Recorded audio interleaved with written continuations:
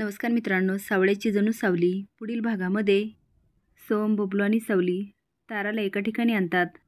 तारा सोमला घट्ट मिठी मारते आणि म्हणते, सोम थँक्यू सो मच, आज लग्नापासून तू मला वाचवलं.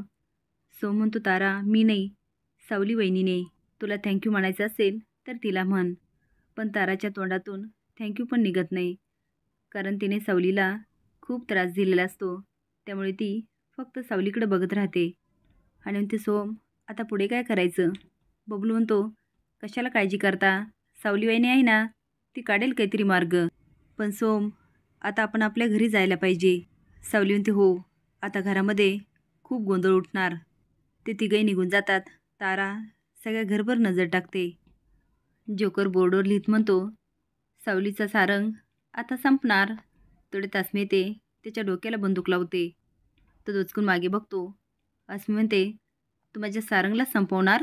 आता दोघं पण एकदम हसतात आणि तो जोकरचा मुखवटा काढतो.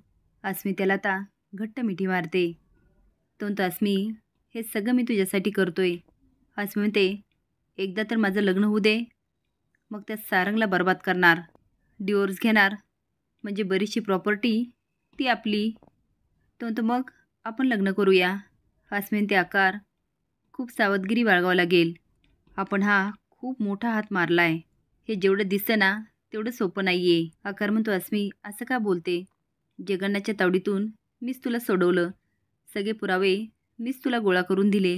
तसं हे पण काम मी अगदी व्यवस्थित करणार आणि तुझं सगळं मनासारखं होईल. ती त्याला पुन्हा एकदा मिठी मारते, पण तिचं तोंड मात्र खूप वाकडं असतं. भैरवी 2 बॉडीगार्ड घेऊन येते आणि मोठ्याने आवाज देते, ए तिलोत्तमा बाहेर ये, बाहेर ये म्हणते ना, ए तिलोत्तमा. तिलोत्तम बाहेर येते आणि स्माईल करत म्हणते, काय गं, मी आले होते तुझ्या घरी तेव्हा तर तू खूप तोऱ्यात बोलत होती, आणि आता काय झालं? भैरव म्हणते, सांग माझी तारा कुठे आहे? तिलोत्तम हसून म्हणते, तुझी मुलगी पळाली आणि तुलाच नाही माहिती? भैरव म्हणते, माझी मुलगी पळाली नाही, पळवली तुझ्या मुलाने.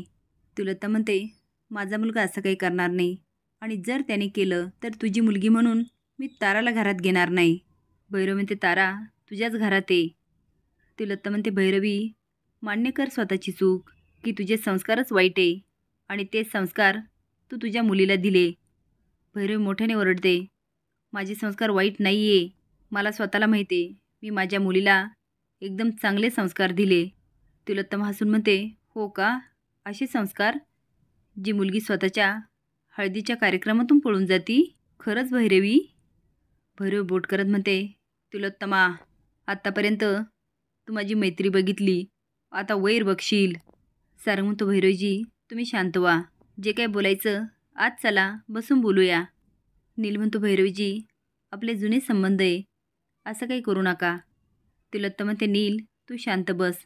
अरे हिला संबंध नाते हिला काय माहिती का? नाहीच रे, त्याचा नीचा काहीच संबंध नाही. आता चंद्रकांत बोलतो.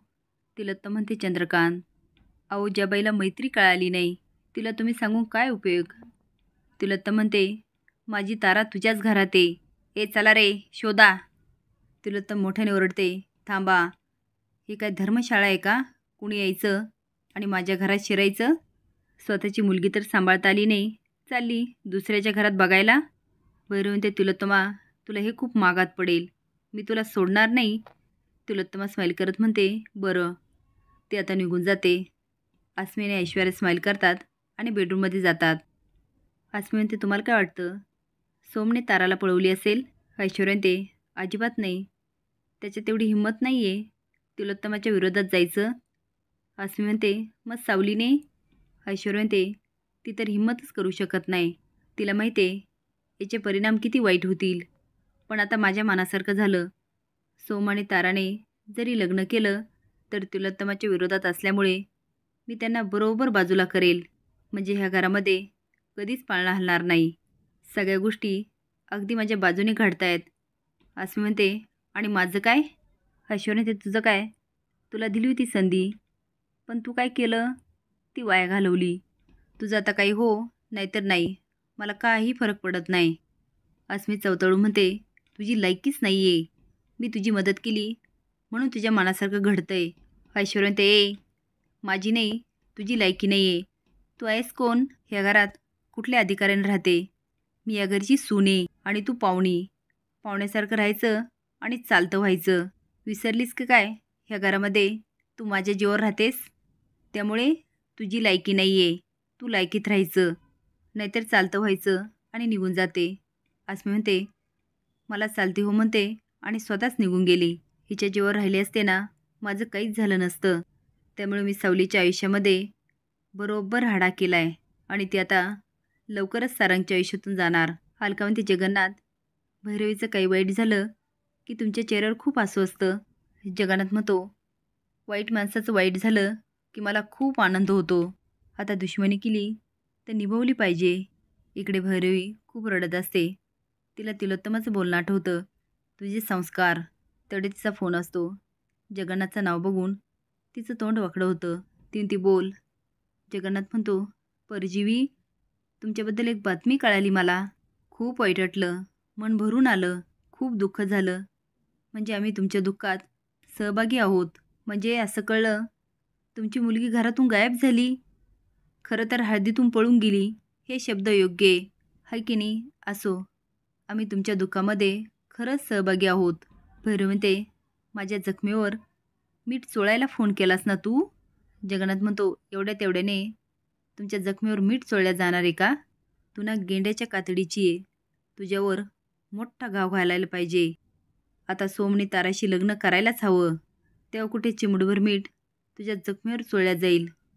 कळलं का परजीवी? ठेव फोन. भैरवी फोन फेकते. डोळ्यातून पाणी व्हायला लागतं. ती दातकात म्हणते, जगन्नाथ. मी कुमात्रे बंदूक घेऊन मेंदळ्यांच्या घरी येतो आणि तानात म्हणतो, ए. त्याला बघून सगळेच हादरतात. तो माझी तार सटकायच्या आधी सांगायचं. तारा खाई ये.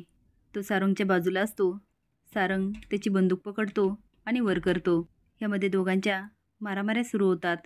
आता बाकीचे पिंकू म्हात्रेला पकडतात. भिकू म्हात्रे आता सारंगच्या डोक्यापर्यंत बंदूक आणतो. हे सावली बघते आणि त्यावर झडप घालते. 31 मेच्या प्रोमध्ये सावली दारात येते. तिलोत्तम म्हणते, कुठे माझा मुलगा? आता सोम आणि तारा समोर येतात. तर त्यांचं लग्न झालेलं असतं. तिलोत्तम म्हणते, आधी माझ्या एका मुलाला गिळलं आणि आता दुसऱ्या मुलाला खाल्लंस? जोकरचा सावलीला फोन येतो. सावली, तुझ्या आउट हाऊसमध्ये डिवोर्स पेपर ठेवले, त्यावर सही कर आणि कायमचा सारंगला सोड. सावली आता जाते आणि सारंगचा जीव वाचवण्यासाठी त्यावर सही करते आणि त्यानंतर घराबाहेर पडते. तुम्हाला काय वाटतं? दुसऱ्यासाठी सावली खूप स्ट्रॉंग होते. मग तिने स्वतःसाठी पण व्हायला पाहिजे का? हे कमेंट बॉक्समध्ये नक्की सांगा. नवीन अपडेट जाण्यासाठी लाईक आणि सबस्क्राईब करा. धन्यवाद.